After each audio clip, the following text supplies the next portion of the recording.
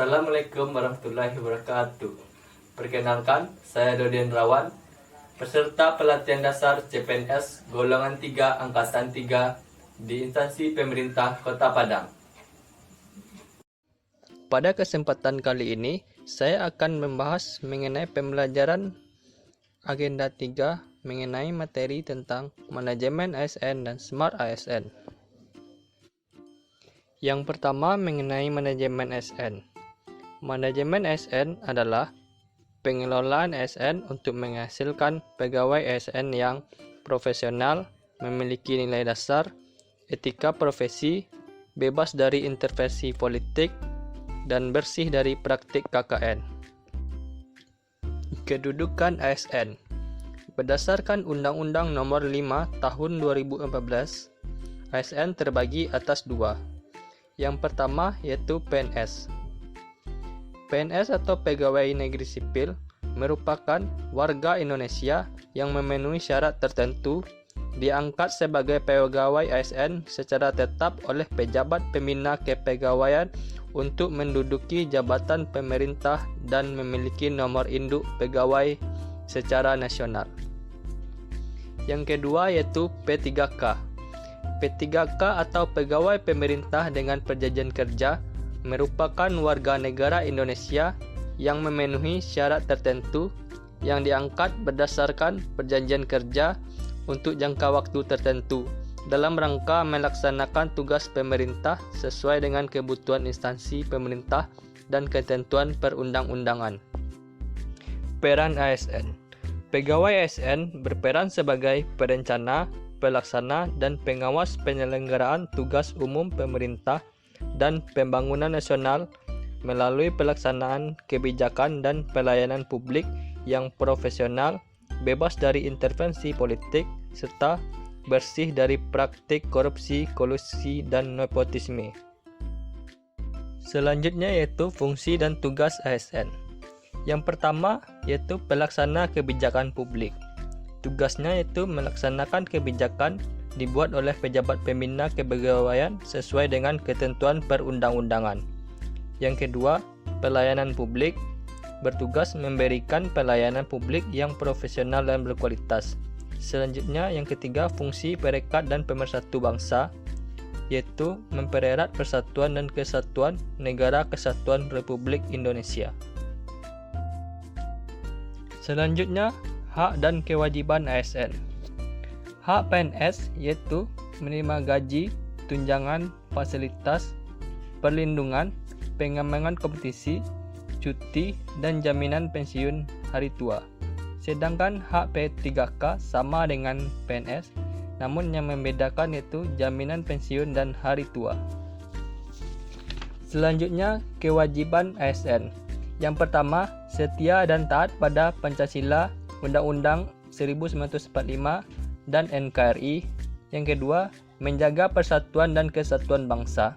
Yang ketiga, melaksanakan kebijakan yang dirumuskan pejabat pemerintah yang berwenang. Yang keempat, menaati ketentuan peraturan perundang-undangan.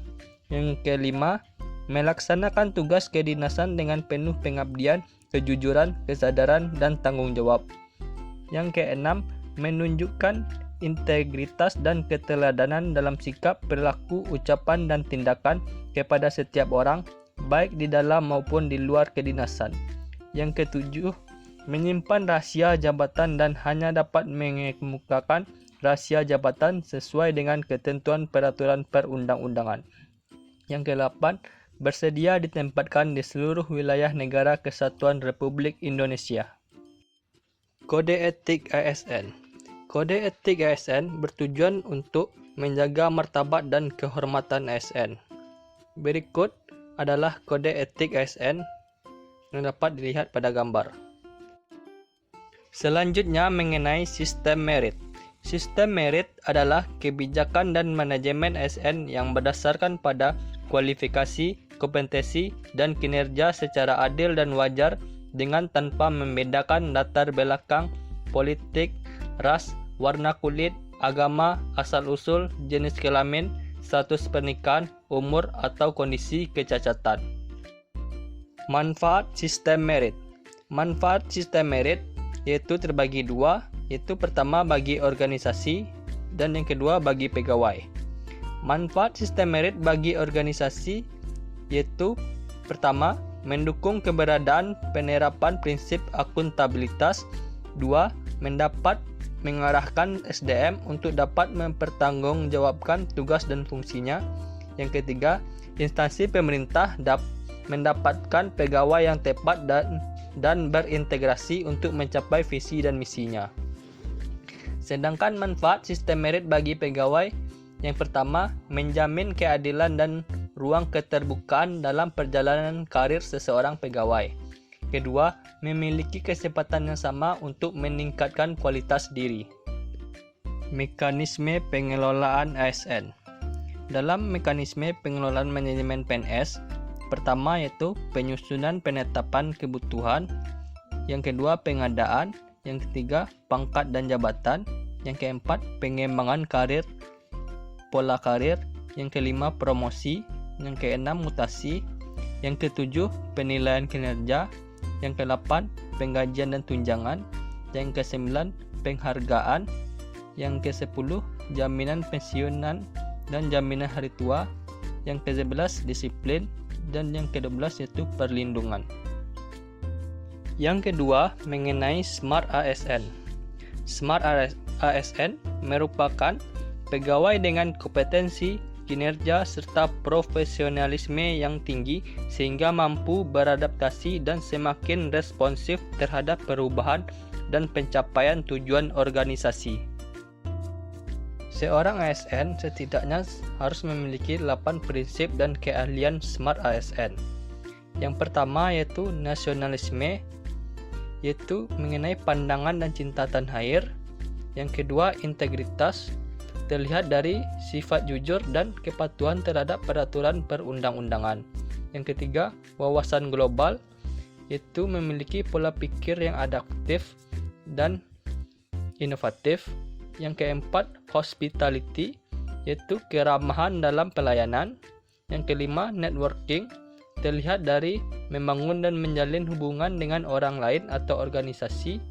Yang keenam, penguasaan IT. Yang ketujuh, penguasaan bahasa asing, dan yang ke-8 yaitu entrepreneurship, yaitu memiliki jiwa dan kewirausahaan. Literasi digital. Literasi digital banyak menekankan pada kecakapan penggunaan media digital dalam melakukan proses mediasi media digital yang dilakukan secara produktif. Seorang pengguna yang memiliki kecakapan literasi digital yang bagus tidak hanya mampu mengoperasikan alat, melainkan juga mampu bermedia digital dengan penuh tanggung jawab. Terdapat 4 pilar dalam literasi digital. Yang pertama yaitu etika bermedia digital atau digital ethics. Yang kedua, budaya bermedia digital atau digital culture. Yang ketiga, cakap bermedia digital atau digital skill. Yang keempat, aman bermedia digital atau digital safety. Demikianlah yang dapat saya sampaikan. Semoga bermanfaat. Terima kasih.